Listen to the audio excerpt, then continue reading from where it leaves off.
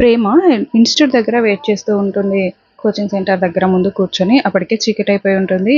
ఈ పిచ్చిది వెళ్ళిందా లేదా అని ధీరజ్ అటువైపుగా వచ్చి చెక్ చేద్దామని వస్తాడు. ఇంకా ప్రేమ అక్కడే ఉండడం చూసి, ఏ పిచ్చి పట్టిందా నీకు, వెళ్ళకుండా ఇక్కడేం చేస్తున్నావు అని అరుస్తూ ఉంటాడు. నేను ఎందుకు వెళ్ళలేదు నీకు తెలీదా అని ప్రేమ అంటూ ఉంటుంది. ముందు మీ వాళ్ళకి ఎవరికైనా కాల్ చేసి వెళ్ళు ఇక్కడ నుంచి అని ధీరజ్ అంటూ ఉంటే, నేను వెళ్ళను ఇక్కడే ఉంటాను అని ప్రేమ అంటూ ఉంటుంది. ఇంకా అలా ఇద్దరు కాసేపు గొడవ పడతారు. ఆ తర్వాత ధీరజ్ నర్మదాకి కాల్ చేసి, వదిన ఒకసారి నువ్వు కోచింగ్ సెంటర్ దగ్గరికి రాగలుగుతావా అని అనడంతో, సరే ధీరజ్ వస్తున్నాను, నేను దగ్గరలోనే ఉన్నాను అని చెప్తుంది నర్మద. ఇంకా అలా స్కూటీలో నర్మద అక్కడికి వస్తుంది. ఏంటి మీరిద్దరు ఇలా ఉన్నారు, సరే పద ప్రేమ మనం వెళ్దాం అని ప్రేమ అంటూ నర్మద పిలుస్తుంది స్కూటీ పైన వెళ్దామని. లేదక్క నేను స్కూటీలో రాను అని ప్రేమ చెప్తూ ఉంటుంది. అదే వదిన వాళ్ళకి ఎవరికైనా వాళ్ళ ఇంట్లో వాళ్ళకి ఫోన్ చేస్తే వాళ్ళే వచ్చి తీసుకెళ్తారు, పద మనం వెళ్దాం అని ధీరజ్ అంటూ ఉంటాడు. ఏంటి ధీరజ్ ఇలా చేస్తున్నావు అని నర్మద అంటూ ఉంటే, ఒక వ్యక్తి అక్కడికి వచ్చి చాలా బాగున్నావు, నువ్వు సింగిలా అని అడుగుతూ ఉంటాడు ప్రేమని. ఇంకా ప్రేమ చాలా కోపంగా బ్యాగ్ తీసుకుని అతన్ని చితకొడుతూ ఉంటుంది. అమ్మో అని నర్మద ధీరజ్ ఇద్దరు చూస్తూ ఉంటారు. ఇంకా చూసావు కదా ఎలా ఉందో సిచ్యువేషన్, పద వెళ్దాం అని ధీరజ్ అంటూ ఉంటే, నేను రాను అని ఇంకా చాలాసేపు అలా గొడవ పడ్డ తర్వాత, రండి వదిన నువ్వు కూడా మాతో పాటు రా కార్లో అని ధీరజ్ చెప్పడంతో ఇంకా నర్మద కూడా వాళ్ళతో పాటు కార్లో వస్తూ ఉంటుంది. ఇంకా కాసేపు ఎవరు ఈ మొహమొహాలు తిప్పుకుంటూ ఉంటారు, చూసుకుంటూ తిప్పుకుంటూ చాలా కోపంగా ఉంటారు. ఏంటి మీరు మాట్లాడుకోవచ్చు కదా, రొమాంటిక్గా మాట్లాడుకోండి, నాటీగా మాట్లాడుకోండి, నేను కావాలంటే చెవులు మూసుకుంటాను అని నర్మద వెనకాల కూర్చొని అంటూ ఉంటుంది.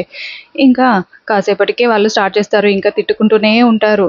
ఆపండి ఏంటి తిట్లు అని నర్మద అంటూ ఉంటుంది. కాసేపు ఆగి మళ్ళీ తిట్టుకుంటూ ఉంటారు. అలా ఇంకా కారులో వెళ్తూ వెళ్తూ తిట్టుకుంటూనే ఉంటారు. ఇంకా నర్మద చాలా ఇబ్బంది పడుతూ ఉంటుంది. అదంతా కామెడీగా ఉంటుంది. మరోవైపు వేదవతి ఇంటి దగ్గర ధీరజ్ ఇంకా రాలేదేంటి అని ఎదురు చూస్తూ గుమ్మం బయటికి వచ్చి గేట్ బయటికి వచ్చి చూస్తూ ఉంటుంది. అప్పుడే వేదవతి వాళ్ళ అమ్మ కూడా అక్కడికి వచ్చి ప్రేమ కోసం ఎదురు చూస్తూ ఉంటుంది.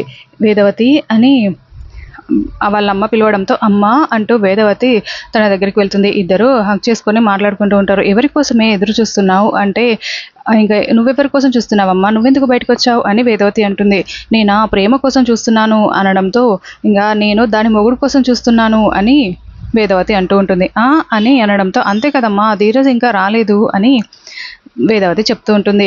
ఇంకా వాళ్ళిద్దరూ అలా మాట్లాడుకుంటూ ఉంటారు. అప్పుడే కారు వస్తుంది. కారులో ప్రేమ ధీరజ్ ఇద్దరు పక్క పక్కన కూర్చొని రావడం చూసి వేదవతి చాలా హ్యాపీగా ఫీల్ అవుతూ ఉంటుంది. అమ్మ నేను చెప్పానా నా కోడలు నా ఇంటికి తిరిగి వస్తుందని, చూడమ్మా చూడు అని వేదవతి గెంతులేస్తూ మరీ చూపిస్తూ ఉంటుంది. ఇంకా అలా కారు వచ్చి ఇంటి ముందు ఆగుతుంది.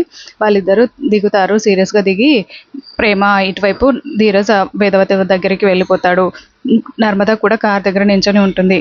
మీరిద్దరు కలిసిపోయారా, నాకు చాలా సంతోషంగా ఉందిరా అనడంతో, ఇంకా ఇద్దరు మళ్ళీ తిట్టుకొని రాక్షసి అని ధీరజ్ తిడుతూ ఉంటే, పోరా అని ప్రేమ తిట్టేసి లోపలికి వెళ్ళిపోతుంది. ఇంకా ధీరజ్ కూడా అలా కోపంగా ఇంట్లోకి వెళ్ళిపోతాడు.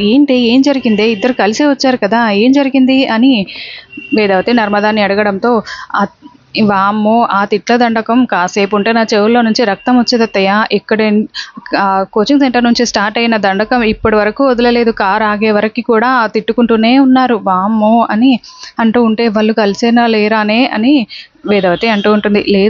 అత్తయ్య మనం ప్రేమకి చెప్పిన మాటలకి ప్రేమ ఒక మెట్టు తగ్గింది, కానీ ధీరజే బెట్టు చేస్తున్నాడు అని నర్మద అంటూ ఉంటుంది. ఇంకా వేదవతి అలా ఆలోచిస్తూ ఉంటుంది.